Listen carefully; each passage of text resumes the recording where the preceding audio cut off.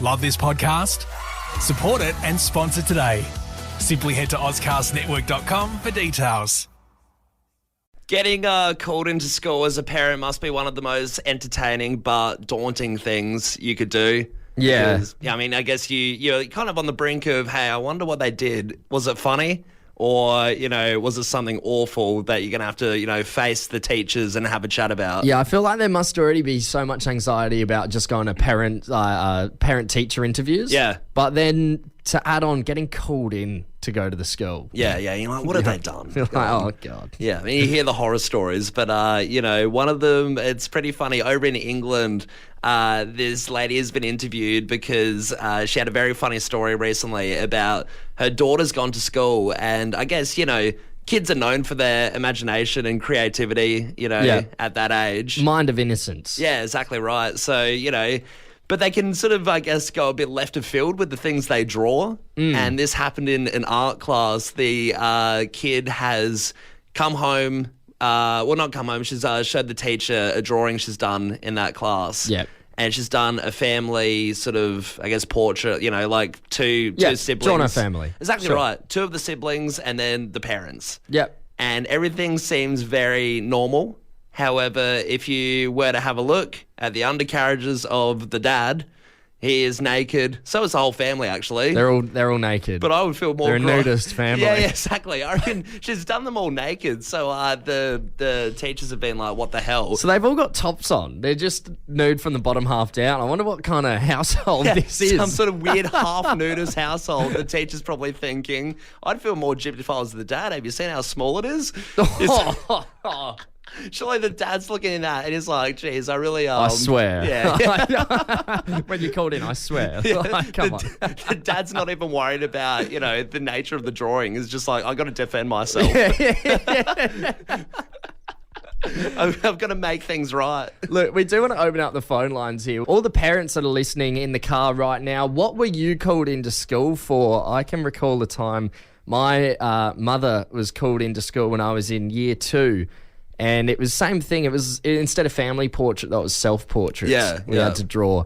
And I sort of dared myself in front of some mates to give myself a bit of an extra leg, I guess you could say. Thought pretty highly of yourself? Yeah, very highly, because it went, past where my feet ended. You had to glue 2 pieces of A4 onto the bottom of the page. It was an A3 sheet. It was an A3 sheet, and obviously had the whole conversation with the teacher. This isn't okay. You can't be drawing of course. this.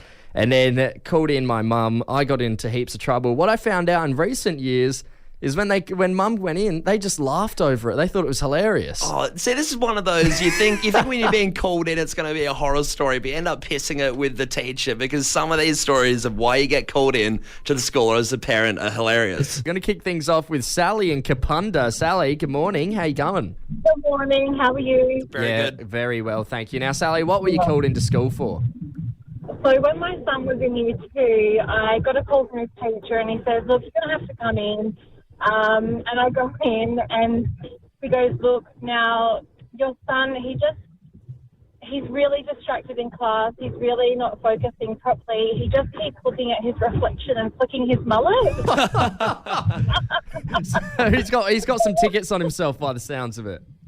Oh, he's just living his best life. And I'm like... Sally, how good would you say this mullet is? Is it one of the top tier ones? Is it pretty long? Look, he loves it. He's had it for a few years now, and I'm like, you do you. And it's quite long, and he does the skin fade on the side, and it's hilarious. Sally, how old is your son? He's 9 now, so he's been growing it for a few years. Yeah, love that. Jeez, there's a few mullet competitions going on as well. I saw one in South Australia for a bunch of kids, so have to enter it. Hey, best of luck, Sally. Let's go to Ian in Port Adelaide. Ian, mate, what were you called into school for? Oh, look, it was my lad, and I get a telephone call from the school, which was nothing unusual. Yeah. And it's a really sombre conversation. Look, we really think that you need to come in, Ian. We need to talk to you. Something, oh, Christ, what's he done this time? Yeah. Get in there, sit down, and the lad comes out and he's looking all worried and that. And I'm there, what have you done, mate? He goes, oh, it doesn't matter, Dad, I'm there. All right. Get called in and we get sat down, all very formal. She goes, look, Ian, we'd really like you to just watch this video. We're finding this very disturbing. I'm thinking, oh, God, here we go. And then I see this video, and there's this lad standing in the hallway. And then here comes my lad. And he's got an aerosol can and a lighter. Now, apparently they've been running around the schoolyard, setting each other's, leg hairs on Jeez. fire. Right? Jesus. He's not realised that inside there's no wind. So the flame just goes up.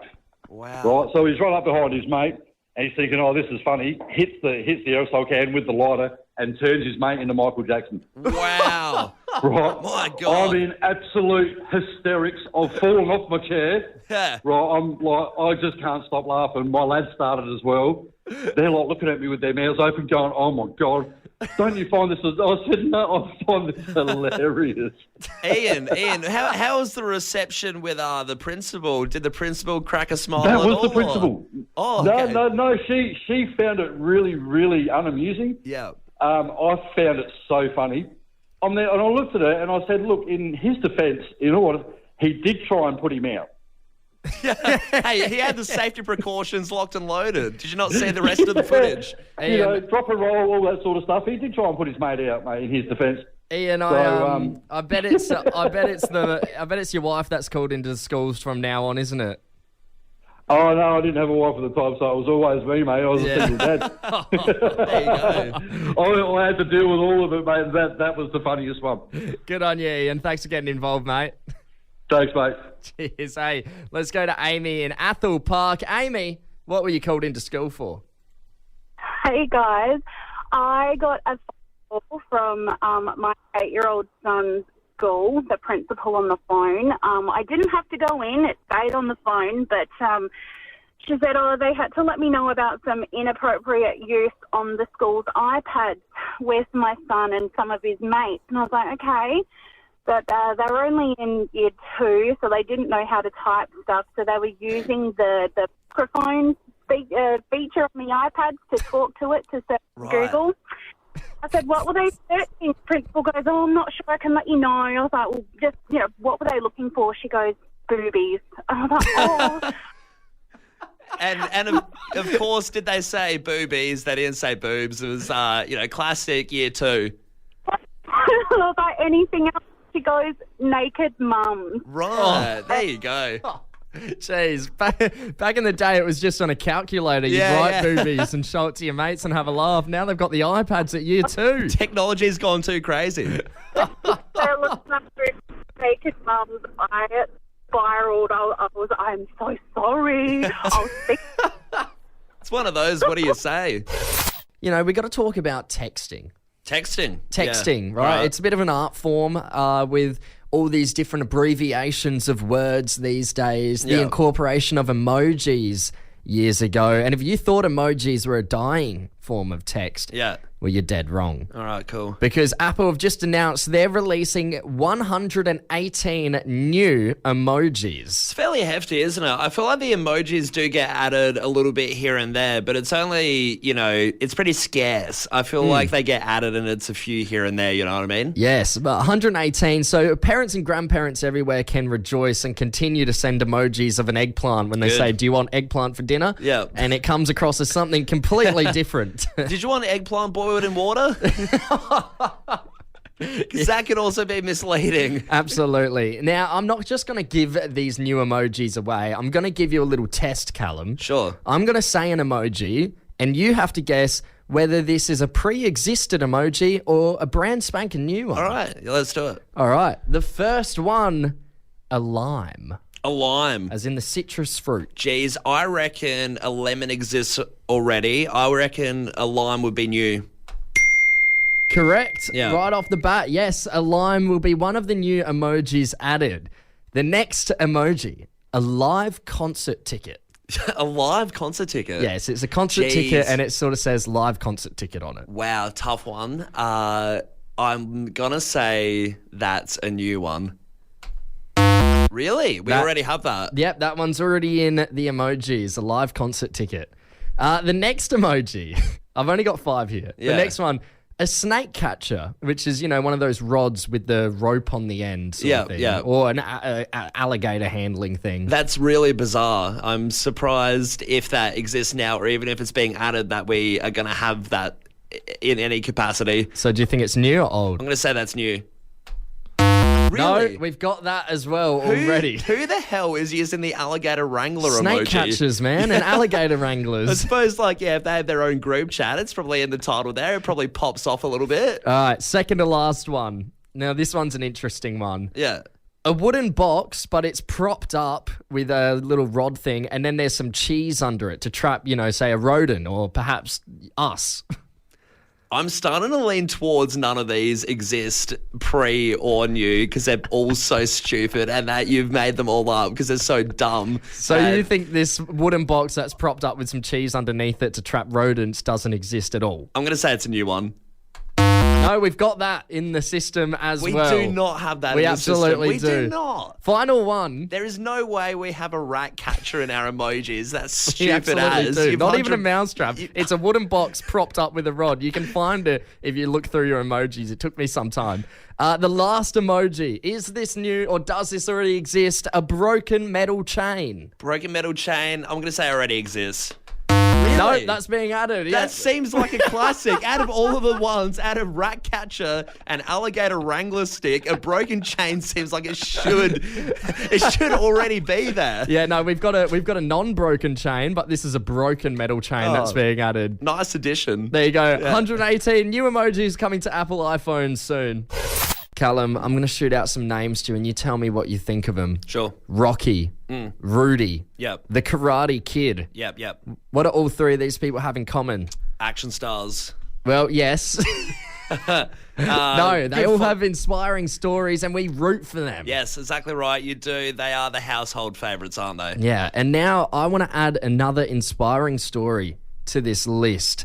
A story of crime and drama and thriller. And there's no way he should have won, but he came out on top.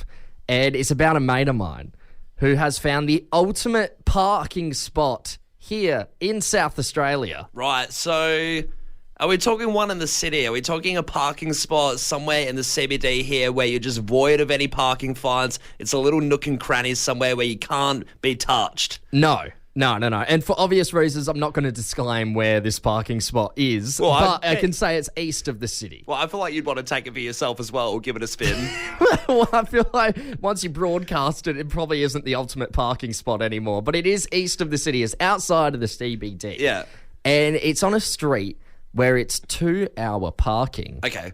And for the last few years, this person has parked here every day for a minimum of 8 hours. Wow. Never gotten a ticket. Holy hell. Never gotten a ticket, but it gets even better because he left his car there for a whole week once with no Jeez. ticket. This man is Rocky Balboa behind the wheel. We are rooting for this guy. You know what I thought was funny? I thought you were about to say that he has literally left his car there for a few years, just hasn't even moved it. The man has been Still no ticket. The man has been squatting on that street, living in that car, cleaning his teeth from the car every day, and hasn't got a ticket. No, this is when I heard this story, I thought it's insane, right? Because every time I seem to park in a parking zone that's only an hour or half hour, 2 hours, whatever it is, if I'm over by 5 minutes, I come back, there's a ticket. Sure. So I cannot believe that this man is leaving it there for 6 hours beyond, one time for days beyond, and still not getting a ticket. So is this like myth and legend? Like when he was telling this story, were you in disbelief? You're like, how does this even work? He still does it to this day. It was parked there the day he told me. It's crazy that he told. Parked it there at 8 o'clock this morning, wonder- and it was about 7 at night. I wonder, this sounds like some suave, like, superhero, going about in this really secretive spot, but judging by the fact it's one of your mates, I just can't wait to know who it is. And also, like, I think it's funny, like, the clientele that, who you have to be to find out about this spot. Surely he's a bit scarce with who he tells. I want to know, Adelaide, how long did you leave your car? Where'd you leave it? And did you get a ticket? Yeah. This person didn't get a ticket, but had a mate leave their car at the front of my house for a good 5 days. 5 And days. The day before they went to pick it up, someone rammed into the back of it. Oh. Drove off and knocked a mirror off as well, I'm pretty sure. It was a mess. You'd rather the ticket. Yeah, you would, wouldn't you? We've called a couple people up and we're going to Harley in Glenelg. Harley, good morning to you. How long did you leave your car? Morning, guys. So I do occasionally park in a location near the airport that I will not reveal when I go away just for a night. So I parked somewhere for one night at the time thinking my car would be okay. And it was at the time when COVID was at a high and I got stuck interstate for 2 weeks. Wow. Oh, wow. So my car was there for 2 weeks. Oh, and was it still there? Did they tow it away? It was still there. It was just covered in a lot of bird poo. Yeah. Hey, that's an amazing story. Hey, Harley, how many times are you going interstate just for one night away? Quite a few times. Like at the time, it was monthly. Yeah, right. Now, Monthly, Jesus. Harley, obviously this is a story you want to brag about. I mean, it's pretty cool that the car got left there for that amount of time, but how many people have you told about the spot? I think you guys are the first people I've told. Well, I've told a couple of friends about the bird poo story, but not that spot. It's a prime spot near the airport. Move in, boys. We got to... Good on you, Harley. Thanks for getting involved. No worries. Hey, let's go to Luke over in Woodcroft. Luke, mate, how long did you leave your car? It wasn't me, but it was my mate, and it's a good story. But in Canberra, he would drive and leave his car in a cul-de-sac for 4 weeks at a time and fly in, fly out over Perth. And he would just come hope for the best, and it's there every time for 5 years. Wow, 5 years. Right. So how long would he leave his car? How long was the flying out? 2 weeks? So he would drive 2 hours from a country town to Canberra, park it there for 4 weeks, work in Perth for 4 weeks, then come home, and he had 2 weeks off. Jeez. So not even a ticket. It wasn't towed. It wasn't ticketed. It wasn't stolen. Nothing. It's just been in a random cul-de-sac he found near the airport. He just gets an Uber from the cul-de-sac to the airport, flies out. I mean, Luke, it's just a little cheap $1,000 car. Yeah, Luke, I mean, do you know exactly where this spot is? Have you given it a go yourself for any reason?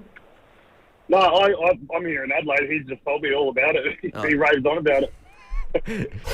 When you're a kid, you know, you aspire to be one of the classic pranksters. Bart Simpson, Dennis the Menace, Tom Callum. We got a few things up our sleeve we'll be presenting shortly. But of course, you know, you want to be one of these pranksters, but then you grow out of it a little bit. Not for this guy over in Melbourne. He's a fully grown man, but he thought, hey, this would be pretty damn funny. He's hopped on the Evan Walker Bridge in South Bank, one of the big bridges over in Melbourne. And it seems like it's a similar concept to the Torrens a little bit, where they have, you know, boats running up and down. The Yarra. Exactly. Like little boats you can hire for groups of people, and you can, you know, pedal down, stuff like that, go up and down the river. And he's hopped on one of the bridges, and he's gone for a pretty unusual prank, I'd say. I wouldn't say it's like that clever or, you know, much thought put into it. No. It seems like he was on his way back from doing the shopping. Yeah. He's done his grocery shopping. He's got everything in the bag, and he thought, hey, it'd be funny to throw a bit of milk off the edge and wet some people with milk on the South Bank. Yeah, so it was these 4 or 5 girls that were doing a full like meat and cheese spread on one of these boats going down the Yarra. Yeah. One rule of pranking 101: don't mess with someone's charcuterie board. That's a line you do not cross. That is a sin in the pranksters' world. 100%. It's against the code of conduct, but he's thrown a bunch of milk on them, hit the cheese, hit their phones, all of that. Wet these girls. And it's funny when you look at it, because there's a bit of a transcript of what happened. They must have relayed it to the people interviewing them. Apparently he yelled out, "You guys want some milk?" Yeah. And then the girls responded, "Oi, don't." And he proceeded to throw milk on them and also drop the bottle. And so hit one of them with the bottle of milk.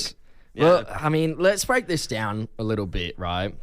Do you reckon he used full cream milk? Because if he used full cream milk, that's a whole nother level of insensitivity. Yeah. But, you know, if he's using a milk alternative like soy or almond, then he's sort of putting other people's thoughts and prayers in his head as well. So does that make him better? As soon as he throws a milk alternative like almond or soy, maybe Coconut. maybe he's making a statement against the industry of what we do to cows. And it's like he's making a huge protest. So maybe he is actually a good bloke. Maybe he's just like one of those vegan protesters at the end of the day. I believe when he ran off, he said, "There's no use crying about spilt milk, ladies." They say sharing is caring, but it doesn't matter what they say. What do you say? I don't care. Brekkie with Tom and Callum presents Shut Up and Take My Money on Fresh 92.7. That's it, Adelaide. It is time to shut up and take my money. All thanks to KFC Northfield. Get your lunch and dinner fix. Check out the brand new KFC Northfield today. Geez, Tom, we are more than excited to be giving away this awesome prize, $100 to KFC, or it could be $50, depending how the game goes. But either way, it is huge, and we are very jealous. I mean, we love KFC. That's it. We're playing split or steal. If you both split, you could get $50 each. If one of you steals, you could be walking away with $100. If you both steal, you walk away with nothing. God, and it's pretty heart-wrenching for us, Tom, to watch if a steal happens and nobody wins, nobody walks away with the Colonel, we'll be pretty devastated too. Yeah, we would be devastated for today if it's a double steal, but it would mean that it jackpots up to a $200 voucher tomorrow morning, which is also amazing. I feel like that's ungodly. Like when it gets to $200 of KFC... Like I said yesterday, who are you rallying the troops for? Who's going to come with you to KFC to help polish it off? Me, myself, and I, mate. That is blasphemy to think I could get through $200. Let's meet our contestants for this morning. We're going to see Michael from Valley View. Good morning, mate. How you going? Yeah, good, mate. How are you? Yeah, very well. Very good. Michael, how greasy are your fingers? Mate, I've got the finger licking dirty bird fingers ready to go. I would eat the KFC right this second if I had that voucher. Oh, yeah, breakfast KFC. Beautiful. Sounds good to me. All right, well, Michael, you're going to be playing Split or Steal with Nicole from Meadows. Nicole, how are you? I'm great, thank you. Now, Nicole, how greasy are your fingers? Oh, well, I've just done a night shift and I'm ready to get a whole lot of grease on my fingers. Great. Fantastic. That is what we like to hear. All right, we are going to give you each a little bit of time to deliberate, to try and convince the other one what you're going to go for. And we're going to start off with Nicole. Ladies first. Nicole, try and convince Michael. Are you going to split? Are you going to steal? What are you going to do? Oh, look, I'm a sharing and caring person. But then again, I can be ruthless too. Oh, okay. So playing the neutral card, it kind of evens out. I don't know what to think about you, Nicole. Yeah. Michael, what do you think about that? I mean, there's a chance you could steal. What are you going to do? Yeah, look, guys, it's hard to know, really. Nicole, I'll be honest with you, this is my approach. How about we make a catch-up time where we both go to KFC at Northfield, $50 each. We have a good time, lunch together. I mean, I've got a partner and everything. She won't mind it because it's KFC at the end of the day. And we just have a good day and a lunch together. And this way, we both know our approach. We're both getting some KFC. Realistically, I'll probably only have $30 worth. You can have 70 if you're feeling it. Jeez. Wow, I mean, that's KFC bringing people together. That's Jeez, you could split it and you could get the full $100. You just have to go together. Nicole, what do you think about that? That sounds pretty good. Oh, it sounds like a nice proposition. All right. I will think about that. We need to hear now if it's time for split or steal. You'll hear it 3, 2, 1, go. After go, both say what you're going to do. Are you ready? Yep. Ready. Here we go.